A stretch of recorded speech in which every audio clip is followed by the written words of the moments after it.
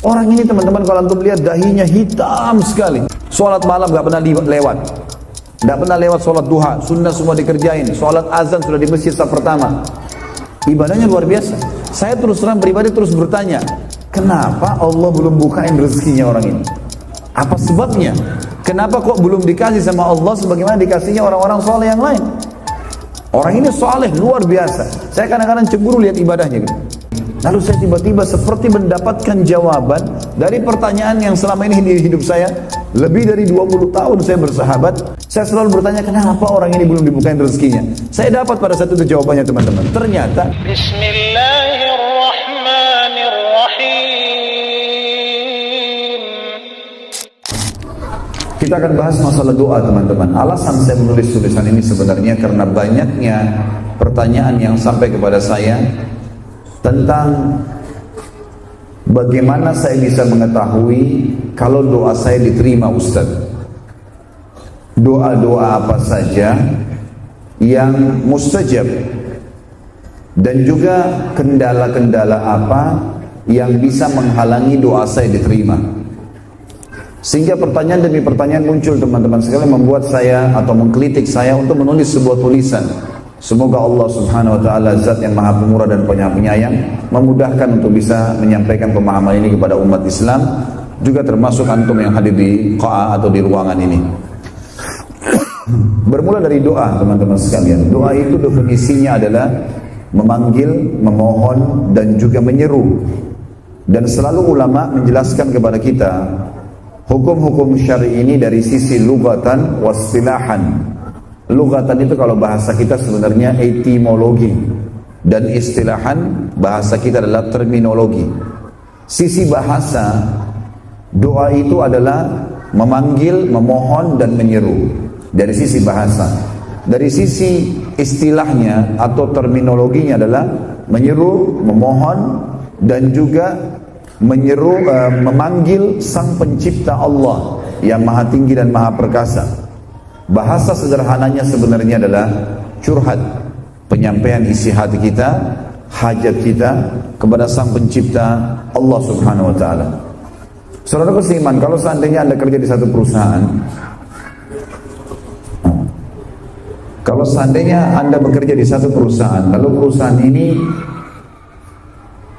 pimpinan perusahaannya memberikan untuk antum sebuah nomor HP, atau kita bahasakan hotline, diberikan khusus buat antum, kemudian bisa menghubungi pimpinan perusahaan kapan saja, dari mana saja, jam berapa saja. Kemudian dia siap untuk membantu kita menyelesaikan masalah. Kira-kira bagaimana perasaan antum di perusahaan itu? Setiap kali ada masalah, tinggal kontak ke nomor yang tadi diberikan, dan ini langsung dirutnya atau pemilik perusahaannya, komisarisnya menjawab dan menyelesaikan masalah itu. Saya yakin teman-teman sekalian kita akan selalu tenang, karena pimpinan perusahaan kita kalau kekurangan dana, kita lagi butuh dijenguk kalau sakit, butuh safar tiba-tiba, dipenuhi semua sama dia.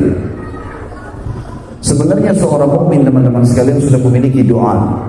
Doa ini bukan penyampaian kepada pimpinan perusahaan antum, tapi kepada pencipta langit dan bumi. Kalau kita lagi sakit teman-teman, yang menciptakan kita hanya Allah yang maha perkasa dan maha kuasa. Dan yang menciptakan juga penyakit itu hanya Allah yang maha perkasa dan maha kuasa. Dan juga yang bisa menyembuhkan hanya Allah yang maha perkasa dan maha kuasa. Juga pada saat kita mendapatkan nikmat, lagi ada nikmat yang melimpah, kesehatan, makanan, minuman, pasangan, keturunan, segala macam hal, yang bisa, yang telah menciptakan kita adalah sang pencipta Allah maha kuasa dan maha perkasa. Juga yang bisa mempertahankan nikmat itu atau menambahnya adalah Allah zat perkasa dan maha kuasa. Maka teman-teman sekalian, tinggal satu caranya, doa. Mengangkat tangan ke langit ataupun tidak mengangkatnya, tinggal memuji namanya alhamdulillah, bacakan salawat pada nabinya, wassalatu wassalamu ala rasulillah, lalu sampaikan hajat kita, maka dijawab oleh sang pencipta Allah. Ini pembukaan materi kita tentang masalah definisi doa itu sendiri. Doa ini teman-teman sekalian dijadikan di dalam agama kita sebagai inti ibadah. Sabda baginda Nabi SAW dalam hadis Bukhari Muslim, ad-du'a huwal ibadah. Doa itu adalah inti daripada ibadah. Sholat teman-teman semuanya doa. Begitu takbir ada doa iftitah. Al-Fatihah 3 ayat 4 ayat pertama puji-pujian kepada Allah. Ayat selanjutnya 3 ayat tersisa itu semuanya teman-teman sekalian berisi doa. Kemudian juga ruku, ada doa ruku. I'tidal, ada doa i'tidal. Begitu sampai salam.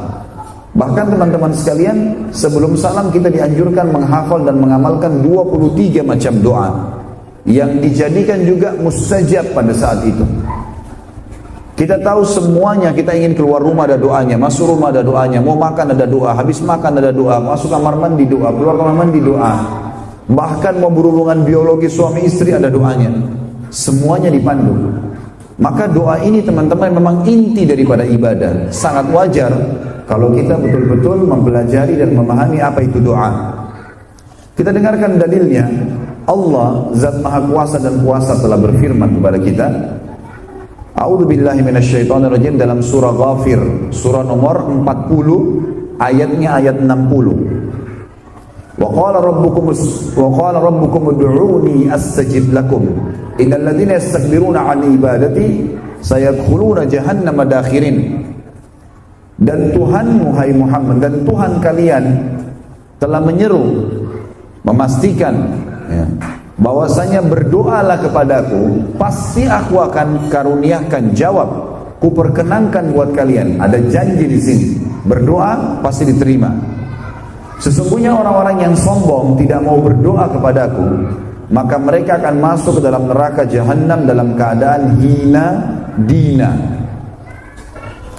Teman-teman sekalian, ada sebuah pepatah bahasa Arab yang sangat baik dan bijak mengatakan, jangan kau minta kepada makhluk yang kalau kau minta padanya, manusia maksudnya, yang kalau kau minta padanya maka dia akan marah.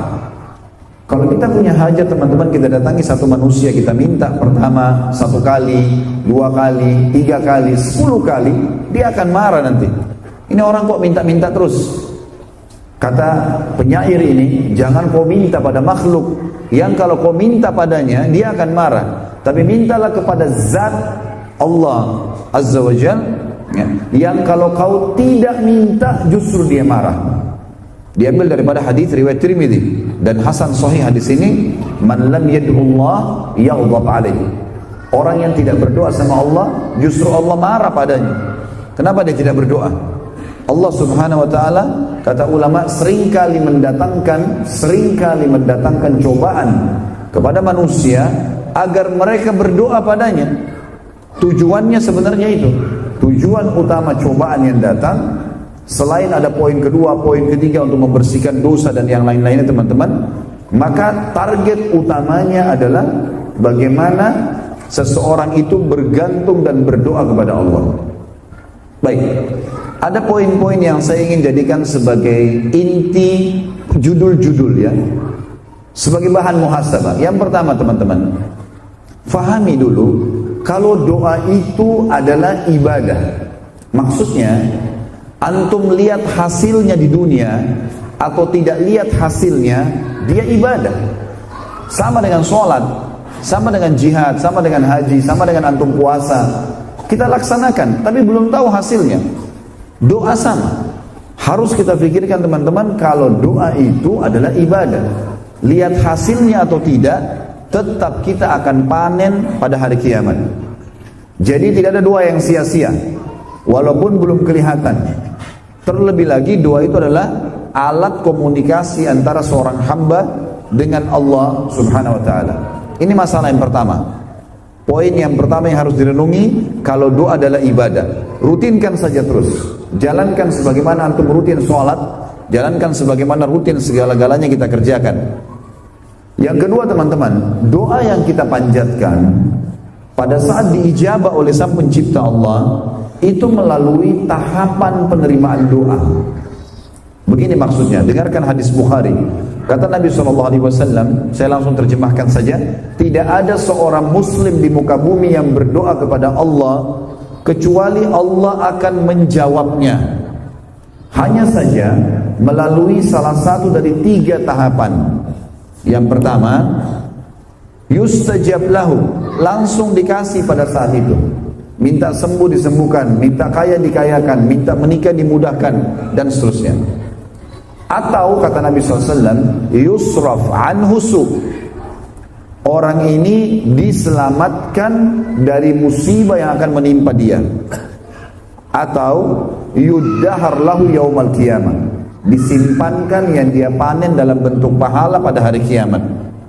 Dalam sebuah athar yang sahih disebutkan, baginda Nabi SAW bersabda, hari kiamat nanti akan ada orang-orang yang datang teman-teman sekalian membawa bergunung-gunung pahala. Lalu mereka bingung, dari mana pahala ini? Mereka sempat berkata, dari mana pahala ini? Bertanya kepada para malaikat.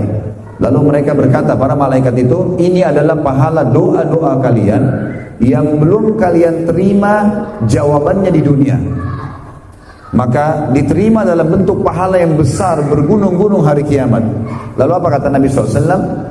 Semua orang-orang itu yang menerima pahala bergunung-gunung berharap pada saat itu agar semua doa mereka di dunia belum dikasih jawabannya, agar mereka menerima dalam bentuk pahala yang besar pada hari kiamat.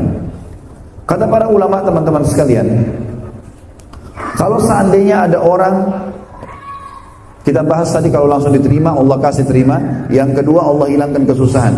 Kata para ulama, diambil nukil dari perkataan Ibnu Qayyim rahimahullah, kalau ada seseorang mengatakan misalnya anaknya sakit, lalu dia berdoa, selama 10 tahun dia berdoa, ya Allah sembuhin anak saya, ya Allah sembuhin anak saya, 10 tahun dia berdoa. Lalu kemudian dia berhenti berdoa karena beralasan Allah belum menerima doa saya, buktinya anak saya tidak disembuhkan. Kata ulama, ini pemahaman yang keliru. Karena sebenarnya kalau dia tidak berdoa selama 10 tahun, anaknya akan lebih parah daripada penyakitnya yang sekarang. Justru doanya telah membuat tertahan di situ, atau dihilangkan musibah yang lebih berat. Dan juga hikmahnya, nanti akan kita bahas lebih jauh teman-teman sekalian, kalau ada seseorang yang kelihatannya doanya belum diberikan, maka pasti ini dipastikan teman-teman, sekali lagi dipastikan Allah menginginkan kebaikan dari belum diberinya pada saat itu. Nah, akan kita jelaskan poin itu setelahnya tentunya. Pada saat Allah Subhanahu wa taala begini memahaminya, pada saat Allah Subhanahu wa taala teman-teman menerlambatkan jawaban doa di dunia, itu karena Allah lebih tahu mana yang terbaik buat kita. Ibaratnya seperti anak, misal antum punya anak ini mau berteman sama satu orang ini kita tahu buruk akhlaknya, narkotika lah, berzina lah, orang yang buruk. Kita tahu ini sebagai orang tua, anak kita pamit, ayah, ibu, abi, umi izinkan saya keluar, bisa nggak? Saya mau keluar sama si fulan. Kita tahu temannya ini buruk, kira-kira antum izinkan nggak? Padahal anak kita sayang kan? Dia juga mau berteman sama teman-temannya, tapi karena kita tahu keburukan, kita nggak izinkan. Kata Ibnu Qayyim rahimahullah, Allah Azza wa Jal bila hambanya merengek meminta padanya dan belum dikasih, Allah tahu kalau ini dikasih buruk buat dia, akan jadi masalah buat dia. Saya akan kasih contoh di sini supaya teman-teman paham. Di Saudi teman-teman ada satu kejadian nyata, dan ini disampaikan oleh salah seorang dokter di Ummul Qura. Beliau mengatakan ada temannya melamar seorang wanita, dan wanita ini sudah sangat cocok dengan dia secara fisik. Dia sudah nazar, melamar, diterima, 3 bulan lagi akan menikah. Ini kisah nyata dari Saudi. Pada saat teman-teman sekalian sudah diterima lamarannya dan 3 bulan lagi akad nikah, dia sudah sangat gembira. Orang ini, kata dokter ini, Dr. Muhammad kebetulan namanya, beliau mengatakan orang ini sangat soleh, ibadahnya bagus. Saya tahu benar, kata dia. Orang ini teman dekat saya. Tapi waktu dia sudah diterima lamarannya, tiba-tiba tanpa sebab, sebulan setelah diterima lamarannya, tinggal 2 bulan lagi nikah, tiba-tiba dibatalkan sepihak oleh si perempuan itu. Ditanya oleh dia kenapa sebabnya, gak ada jawaban. Orang tuanya perempuan pun sudah malu. Nanya anak perempuannya, jawabannya pokoknya saya tidak mau sama orang ini ayah. Harus batal pernikahan. Kenapa? Kasih uzur supaya ada jawaban. Pokoknya saya nggak mau. Tiba-tiba saya rasa nggak suka sama orang ini.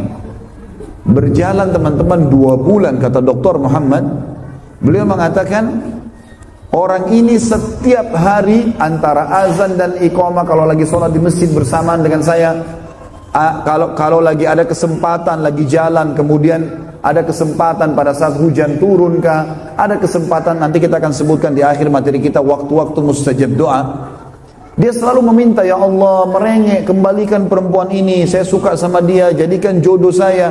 Merengek seperti anak kecil. Kata Dr. Muhammad, sampai waktu saya dengar doanya, karena dia teman dekat saya, selalu sama-sama di mobil, selalu sama-sama sholat berjamaah di masjid, maka yang saya bilang, saya pun berdoa mengatakan, ya Allah ijabahkan doanya orang ini. Kesian, sampai merengek luar biasa kepada Allah dia minta. Kata Dr. Muhammad, terus saja orang ini berdoa selama 2 bulan teman-teman sekalian, non-stop. Ternyata kelihatannya tidak diijabah. Setelah 2 bulan rupanya perempuan ini memang menunggu tanggal hari H yang tadinya sudah disepakati supaya keluarganya nggak terlalu malu. Lewat hari H itu ada laki-laki lain melamar, diterima lamarannya, menikah. Laki-laki yang tadi yang kita jadikan saksi bahasan kita teman-teman sekalian, pada saat dia tahu perempuan itu sudah menikah, dia tahu istrinya orang, dia berhenti berdoa. Lalu kata Dr. Muhammad, saya justru tahu bahwasanya Allah sayang dengan teman saya pada saat si perempuan itu nikah sama laki-laki lain. Justru pada saat itu saya terima jawabannya. Selama ini saya bertanya-tanya kenapa Allah belum ijabah doanya. Ternyata teman-teman sekalian, dia mengatakan sebulan setelah perempuan itu nikah sama laki-laki tadi yang jadi suaminya sekarang, terdeteksi di payudara sebelah kirinya kena kanker ganas. Harus dipotong payudara sebelah kirinya. Berjalan 2 bulan pernikahan, payudara sebelah kanan juga kena. Kanker itu harus dipotong, dalam 2 bulan tidak punya payudara. Ini kisah nyata. Bulan ketiga teman-teman sekalian, urat saraf bagian kepala otak perempuan ini bermasalah, berpengaruh pada penglihatannya, buta matanya. Dan bulan keempat perempuan ini meninggal dunia. Apa kata Dr. Muhammad? Setelah terjadi semua itu saya baru tahu bagaimana sayangnya Allah yang maha mula dan maha penyayang kepada teman saya.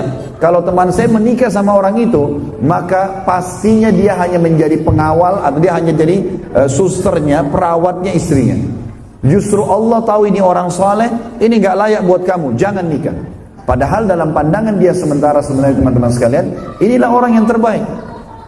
Lihat bagaimana Allah Azza wa Jalla menolak, karena Allah lebih tahu. Lebih jauh fahami hadis Bukhari. Kata Nabi SAW, Allah berfirman kepada para malaikat, tahankan sebagian rezekinya hambaku ini kepada fulan, karena kalau kau luaskan, dia tidak akan menyembahku. Dan luaskan rezekinya si fulan, karena kalau kau luaskan, dia malah tambah taat kepadaku. Ini ada saksi bahasan dengan bahasan kita teman-teman. Saya punya teman dekat di Indonesia. Teman saya ini dari saya masih SMA di Madinah tahun 90. Kebetulan beliau datang bekerja. Sahabat dekat saya jadikan sahabat, bukan mahasiswa tapi beliau kerja pada saat itu. Semenjak itu teman-teman sekalian, sampai terakhir saya ketemu mungkin 2 tahun lalu. Saya melihat keadaan dia sama persis seperti dulu. Masih susah hidupnya teman-teman sekalian, susah hidupnya. Rumah ninggal, numpang sama istrinya yang punya rumah. Pendapatan kadang-kadang tenaganya dipakai, kadang-kadang enggak. Pas-pasan semua hidupnya. Tapi makan dia, orang tahu. Kenapa orang banyak bantu dia? Orang kasih makanan, orang kasih duit sebagian. Tapi dia terus terang tidak punya rumah sendiri, tidak punya kendaraan, dan ini sudah bertahun-tahun berjalan. Orang ini teman-teman kalau antum lihat dahinya hitam sekali. Sholat malam gak pernah lewat. Gak pernah lewat sholat duha. Sunnah semua dikerjain. Sholat azan sudah di masjid saat pertama. Ibadahnya luar biasa. Saya terus terang pribadi terus bertanya, kenapa Allah belum bukain rezekinya orang ini? Apa sebabnya? Kenapa kok belum dikasih sama Allah sebagaimana dikasihnya orang-orang soleh yang lain? Orang ini soleh luar biasa. Saya kadang-kadang cemburu lihat ibadahnya gitu. Ternyata teman-teman sekalian, satu waktu saya tabligh akbar di kotanya dia, turun naik pesawat di satu kota, saya nggak sebutin kotanya untuk menutupi beliau tentunya. Ini cuma pelajaran ibrah.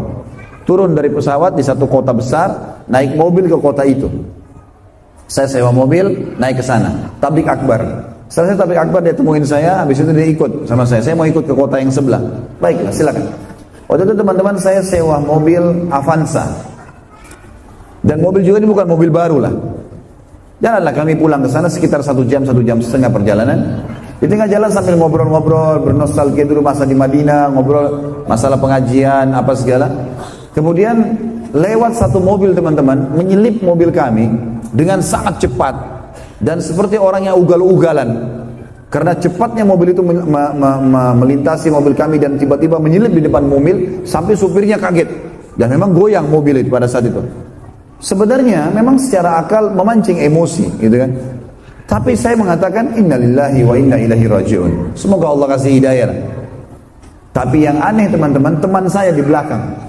Tiba-tiba saya tidak sangka selama puluhan tahun saya bersahabat sama dia, belum pernah saya dengar lisannya mengucapkan seperti itu. Tiba-tiba dia mencaci maki mobil itu, mengucapkan kata-kata yang tidak layak lah untuk seorang ikhwah gitu ya. Kayaknya tidak mungkin keluar dari lisan orang yang sudah paham agama. Tapi dia ucapkan, keluar macam-macam, mencaci maki orang itu. Terus saya balik ke arah orang ini, lalu saya tiba-tiba seperti mendapatkan jawaban dari pertanyaan yang selama ini di hidup saya. Lebih dari 20 tahun saya bersahabat.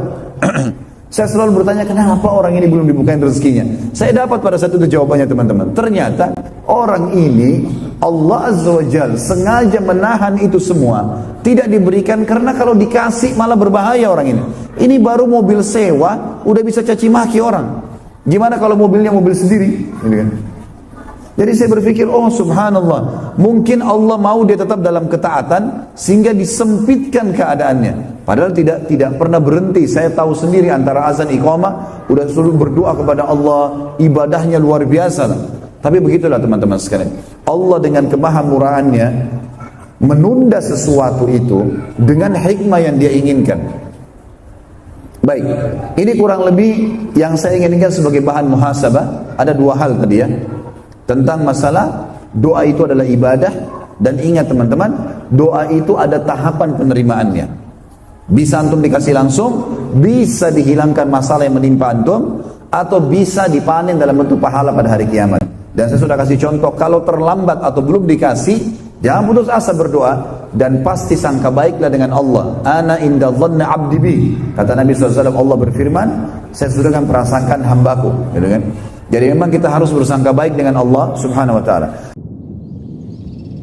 Alhamdulillah, semoga channel Masih Lurus bersama Ustadz Khalid Basalamah kali ini bisa membawa manfaat, menambah ilmu, serta ketakwaan kita kepada Allah. Wassalamualaikum warahmatullahi wabarakatuh.